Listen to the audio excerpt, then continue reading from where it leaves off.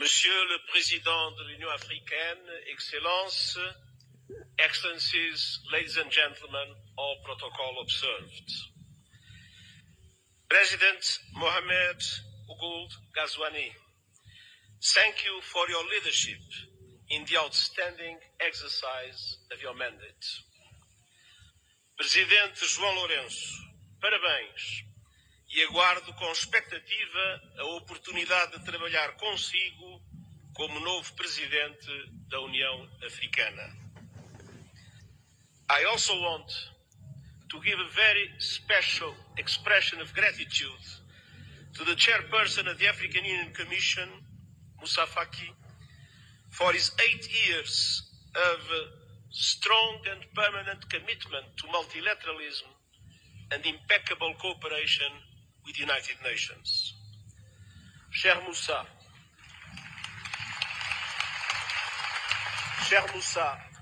travailler avec toi est un privilège, un plaisir et un honneur. Excellencies, the partnership between the African Union and the United Nations has never been stronger. Together, we see an Africa booming with hope and possibility. You have a booming, enterprising population, including the largest number of young people in the world.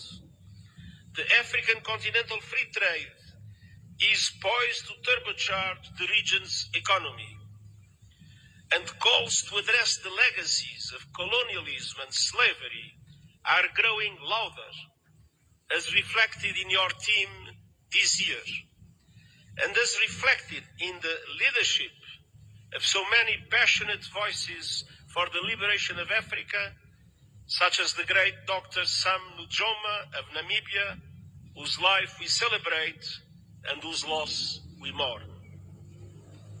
The world must never forget that Africa is the victim of two colossal and compounded injustices. First, the profound impact of colonialism and the transatlantic slave trade.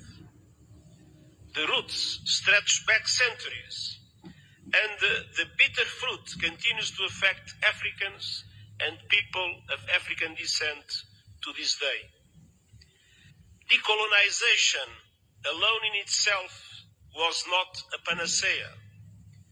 Political independence did not free countries from structures based on exploitation and decades of economic, social, and institutional underinvestment.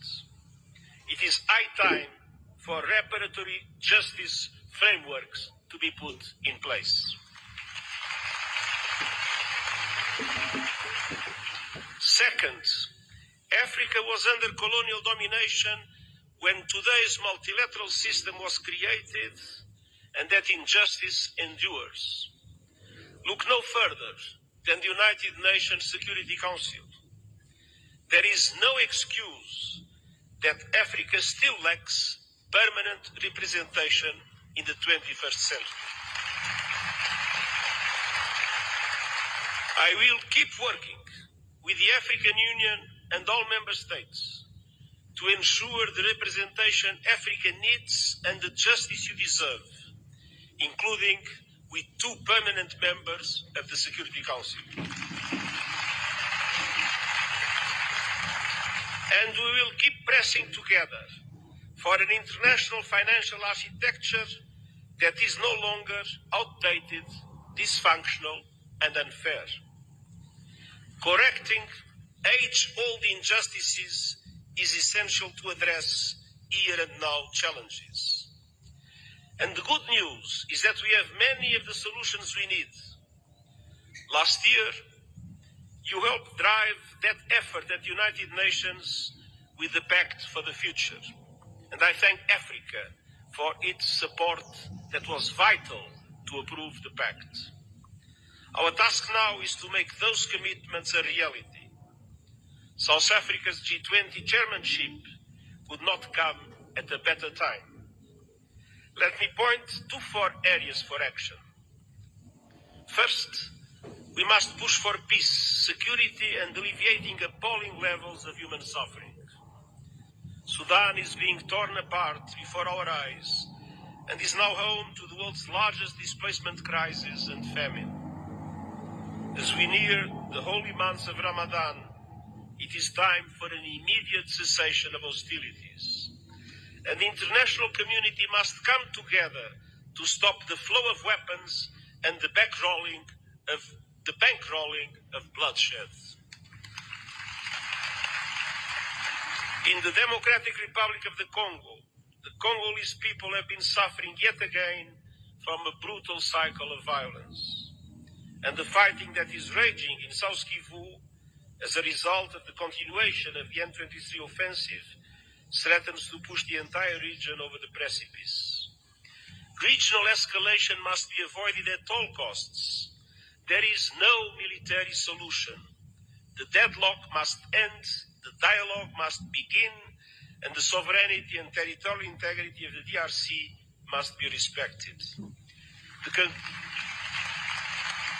The conclusions of the recent joint EAC-SADC summit offer a way forward, with a renewed call for an immediate ceasefire and new momentum for regional efforts based on the Luanda and Nairobi processes. Now is the time for swift implementation. And you can count on the continued support of the United Nations, including MONUSCO. In the Sahel, the clear and present threat of terrorism is undermining peace, security, and sustainable development. And in Somalia, we are urging predictable funding for the African Union support and stabilization mission, and I hope that our voice will be heard by the Security Council. And as we gather here in Africa, I know all our minds are also very much on Gaza. A resumption of hostilities must be avoided at all costs. The Palestinian people have suffered too much. I welcome efforts by the parties to abide by the ceasefire agreement and urge action for a permanent ceasefire and the release of all hostages. Peace is possible in the Middle East, and that starts with tangible, irreversible, and permanent progress towards the two-state solution. Israel and Palestine, living side by side in peace and security. Excellencies, on all fronts, we stand shoulder to shoulder with the African Union to advance security, stability, human rights, and rule of law. Excellencies, second, we must keep working together to deliver the AU 2063 agenda and the 2030 agenda for sustainable development and drive action on finance. African countries pay up to 8 times more to borrow than developed countries, and 20 are in or at risk of debt distress. The Pact for the Future supports an international financial architecture reform to reflect today's economy, ensuring fair representation and urging effective action on debt relief. And I will stand with Africa as a matter of justice and to right the historic wrongs. Excellencies, third, the climate crisis. Climate disasters are tearing across Africa, destroying lives, upending livelihoods, devastating economies, and inflaming conflict. At the same time, the renewables revolution is unstoppable, and Africa is poised to become a global clean energy powerhouse. Yet, today, Africa receives just 2% of global renewables investment. Realizing Africa's potential requires access to affordable finance, including by implementing the COP29 finance decision fully and on time, and supporting development of roadmap to realize $1.3 trillion a year. Excellencies, Africa has contributed little to the climate crisis, yet is paying the price with record droughts, floods, and heat. Climate justice requires a massive investment in adaptation, with the international community bearing an enormous responsibility. Developed countries must double adaptation finance, and countries must significantly boost the loss and damage funds. Allow me a note.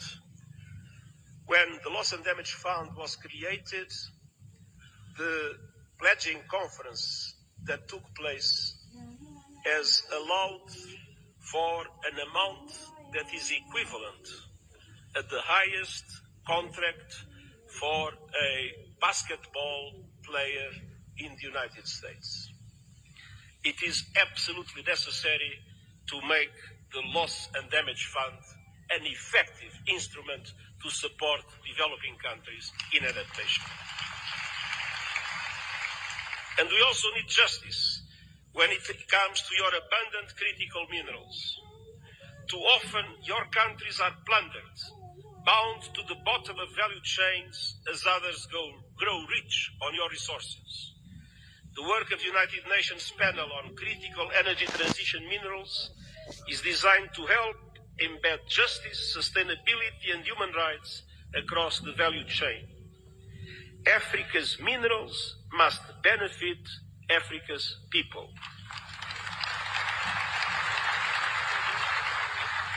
Excellences, enfin, nous devons agir dans le domaine des nouvelles technologies, notamment l'intelligence artificielle.